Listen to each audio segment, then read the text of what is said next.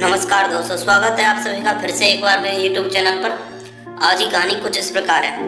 बच्चे हो या बड़े हो, सभी को प्यार की जरूरत होती है। प्यार और परवाह ऐसे खाद पानी है जिन्हें समय समय पर दिए जाने से बंजर भूमि में भी फूल खिल उठते हैं। रेडियो सुनते हुए सौम्या के कानों में यह शब्द पड़े। किचन में काम कर रही सौम्या के हाथ कुछ पल के लिए थम से गए थे। कितनी सही बात कह रहे हैं, लेकिन साथ ही साथ सबका प्यार जतलाने का तरीका अलग अलग होता है। अपने आप से कहते हुए सौम्या की नजर किचन में संभाल कर अच्छे से पैक करते हुए डिशवॉशर और रोटी मेकर पर चली गई थी। उन दोनों उपकरणों को प्यार से निहारते हुए सौम्या के चेहरे पर एक मुस्कान खिल उठी थी और सौम्या के चेहरे पर फूलों सी ताजगी थी। तुम इन दोनों उपकरणों को उपयोग में क्यों नहीं लेती हो? शोरूम के जैसे सजाकर क्यों रखा हुआ है? कल ही सुबह तो पीयूष ने पूछा था। एक तो मुझे न तो डिशवॉशर से धुले हुए बर्तन पसंद है और न ही रोटी मेकर से बनी हुई रोटी, और दूसरा ये दोनों उपकरण मुझे बार बार याद दिलाते हैं कि तुम मुझे कितना प्यार करते हो और मेरा कितना ध्यान रखते हो। सौम्या ने मुस्कुराकर कहा था। तुम और तुम्हारी बातें या तो बिल्कुल फिल्मी या कवियों जैसी होती हैं। पीयूष कितना सा कहकर चले गए थे। सौम्या थी भी बिल्कुल फिल्मी। रोमांटिक फिल्में देख देख कर उसने भी अपने लिए फिल्मों जैसी जिंदगी की कल्पना कर ली थी। पीयूष एक सीधा साधा नौजवान था जिसे अपने भावनाओं को व्यक्त करना नहीं आता था। सौम्या और पीयूष की शादी हो गई थी। पीयूष एकदम सौम्या की कल्पनाओं के विपरीत था। वह फिल्मी हीरो जैसे न तो रोमांटिक बातें बना पाता था, न ही रोमांटिक डिनर जैसा कुछ प्लान कर पाता था। ऐसा कुछ भी नहीं करता था जिसे सौम्या सोशल मीडिया पर शेयर करके लोगों की वाहवाही लूट सके।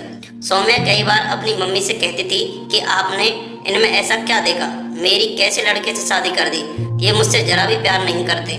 बेटा उसे वक्त दे, सभी का प्यार जताने का तरीका अलग अलग होता है। पीयूष बहुत ही समझदार और रिश्तों की कदर करने वाला लड़का है। माँ उसे बार बार यही बात कहती थी। सौम्या मन ही मन कुड़ती हुई पीयूष के साथ रह रही थी। जिंदगी अपनी रफ्तार से चल रही थी। इसी बीच एक दिन सौम्या के पेट में बहुत तेज दर्द हुआ। पीयूष फौरन उसे डॉक्टर के पास लेकर गया। सौम्या के गर्भाशय में एक गांठ थी जिसका ऑपरेशन करना जरूरी था। डॉक्टर ने ऑपरेशन कर दिया। सौम्या और पीयूष दोनों ही मम्मी ज्यादा दिन उनके पास रह नहीं सकती थी। डॉक्टर ने सौम्या को बेड रेस्ट के लिए कह दिया था, अतः पीयूष को ही सौम्या की पूरी देखरेख करनी थी। सौम्या अपने घर का काम खुद ही करना पसंद करती थी, अतः उसके पास कोई घरेलू सहायिका भी नहीं थी। पीयूष सौम्या का बहुत अच्छे से ध्यान रख रहे थे। सौम्या थोड़ा बहुत घूम फिर सकती थी। पीयूष सब्जी आदि काट देते थे और सौम्या छौंक देती थी। पीयूष को सबसे ज्यादा स्ट्रगल रोटी बनाने और बर्तन साफ करने में करना पड़ रहा था। पीयूष ने 2-4 दिन तो जैसे तैसे किया। उसके बाद वह डिशवॉशर और रोटी मेकर लेकर आ गई। सौम्या ने जैसे ही सवालिया निगाहों से उनकी तरफ देखा तो बोले, यार तुम अकेले इतना कुछ कैसे कर पाती हो? मैंने तो कभी इस ओर ध्यान ही नहीं दिया। अभी तो मेरा काम आसान हो जाएगा और इसके बाद तुम्हारा। सौम्या मन ही मन मुस्कुरा उठी थी। पीयूष के प्यार करने का तरीका भले ही अलग था, लेकिन वह उससे बहुत प्यार करते हैं। आज उसे अच्छे से समझ आ गया था।